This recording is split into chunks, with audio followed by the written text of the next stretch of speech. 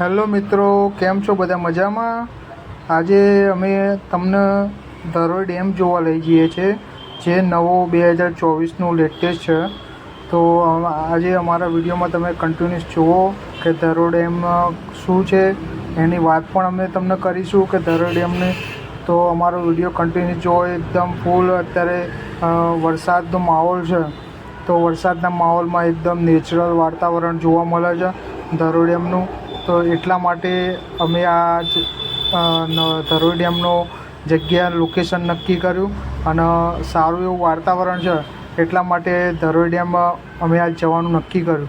તો ધરોઈ ડેમની તમે મુલાકાત ના કરી હોય તો અમારા વિડીયોમાં કન્ટિન્યુ જુઓ અને ધરોઈ ડેમની એક વખત મુલાકાત કરો, કેમ કે ધરોઈ ડેમ ખરેખરમાં એક વખત જોવા જ જેવું છે. તેના નજારો તમને બતાવીશું અમારા વિડીયોમાં, તો કન્ટિન્યુઅસ અમારો વિડીયો જુઓ. અને અત્યાર સુધીમાં લાઇક ના કર્યો તો લાઇક કરો, શેર કરો, કોમેન્ટ કરો, સબસ્ક્રાઈબ કરો.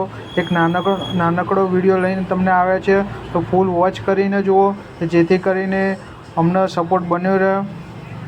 બરાબર? એટલા લોકોને શેર કરો કે જેથી કરીને અમારે યુટ્યુબ ચેનલનો ગ્રોથ વધે.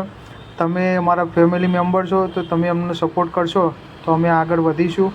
એકદમ તમે જુઓ છો પહાડી એલેકાઓ, લીલોતરસમ વાતાવરણ જોવા મળે છે. એકદમ ઘાટવાળો જંગલનો એરિયા છે, તો એવા લીલાછમવાળા જગ્યા ઉપર આપણો જે ધરોઈ ડેમ આવેલો છે, એ ધરોઈ ડેમની મુલાકાત કરીએ છીએ.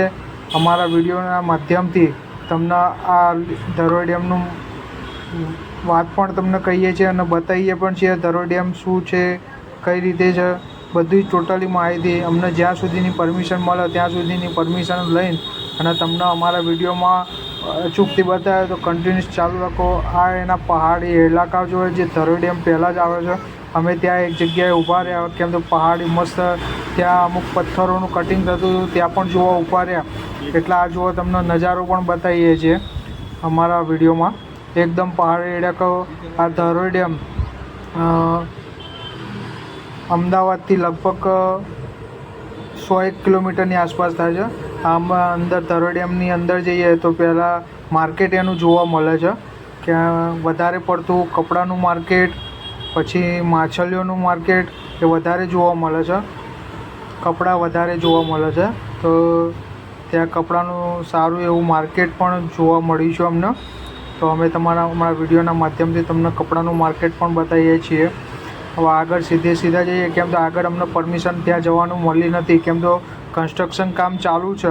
એ કન્સ્ટ્રક્શન કામ PSP પ્રોજેક્ટ લિમિટેડ કરે છે, તો ત્યાં કન્સ્ટ્રક્શન ચાલુ છે, એટલે ત્યાં અમને પરમિશન મળી નથી જે ધરોઈ ડેમના એકદમ નજીક જઈને. પણ અમને તમને હવે આવ્યા છીએ તો દૂરથી નજારો બતાવીને અને અમારા વિડીયોનો જે ધરોઈ ડેમની માહિતી છે એ તમને અમે અમારા વિડીયોમાં તમને આપીશું. અમે આવી ગયા છે ધરોઈ ડેમ. તો આ ધરોઈ ડેમની વાત કરીએ તો 3 જિલ્લાઓને જીવાદોરી કહેવામાં આવે છે, જે મહેસાણા, સાબરકાંઠા અને બનાસકાંઠા. આ ધરોઈ ડેમની કામ 1971માં કર્યું હતું અને એનું કામ 1978માં કામ પૂર્ણ પણ થઈ ગયું હતું. એ સમયે અંદાજિત 9.6 કરોડનો ખર્ચો પણ આવેલો છે. ટોટલ 12 દરવાજા છે, એમાં 4 દરવાજા મહેસાણા જિલ્લામાં આપેલા છે, 4 દરવાજા સાબરકાંઠા જિલ્લામાં આવેલા છે અને 4 દરવાજા બનાસકાંઠા જિલ્લામાં આવેલા છે. અત્યારે તો વરસાદ ઓછો પડ્યો છે એટલે થોડું લીલુંછમ છે, પણ દરેક ત્યાં જનારા વ્યક્તિઓનો, ત્યાં રહેવાસી વ્યક્તિઓનો એટલી નમ્ર વિનંતી છે કે થોડી ચોખ્ખાઈ રાખો. ગંદકી બહુ કરે છે લોકો, તો ચોખ્ખાઈ રાખશો તો તમને પણ મજા આવશે અને આપણને શુદ્ધિ એવું પાણીનો સારો પ્રવાહ મળશે. આની વાત કરીએ તો 250 ફીટની હાઇટ છે અને 4000ની એની લંબાઈ છે આ ડેમની. અને તેમાં હાઇડ્રો પાવરનો પણ ઉપયોગ જોવા મળેલો છે, કે જે અંદર જે વીજળીનું ઉત્પાદન કરે એમાં હાઇડ્રો પાવરનો પ્લાન્ટ નાખવામાં આવેલો છે.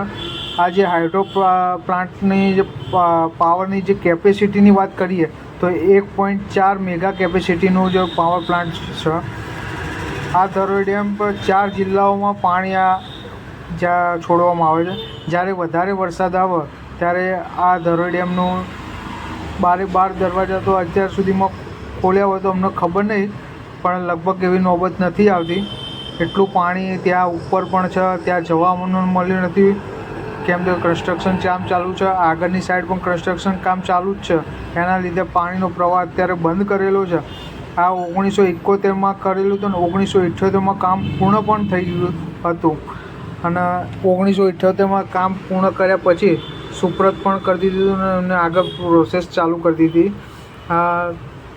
આની વાત બીજી એક નવી છે કે જ્યારે આનું 1971માં જ્યારે એમને કામ ચાલુ કર્યું ત્યારે સોનાની કોહાડીથી એનું ખોદકામ કરી અને કામ આગળ વધાર્યું હતું.